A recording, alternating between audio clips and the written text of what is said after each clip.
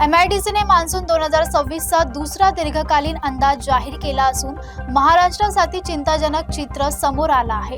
राज्यात कमी पाऊस, उष्णतेच्या लाटा आणि एल निनोचा प्रभाव दिसण्याची शक्यता वर्तवण्यात आली आहे। भारतीय हवामान विभागाने मान्सून 2026 संदर्भातील दुसरा दीर्घकालीन अंदाज जाहीर केला आहे। या अंदाजानुसार देशात सरासरीपेक्षा कमी पाऊस पडण्याची शक्यता असून महाराष्ट्रासाठी परिस्थिती अधिक चिंताजनक ठरू शकते।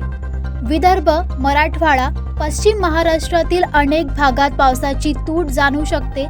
जून महिन्यातच उष्णतेच्या लाटा वाढण्याचा इशारा देण्यात आला असून रात्रीही कडाका कायम राहण्याची शक्यता आहे। तसेच हंगामाच्या उत्तरार्धात एल निनो सक्रिय होण्याचा धोका वर्तवण्यात आला आहे। याचा थेट परिणाम शेती, पाणी पुरवठा, जलविद्युत निर्मिती आणि ग्रामीण अर्थव्यवस्थेवर होऊ शकतो।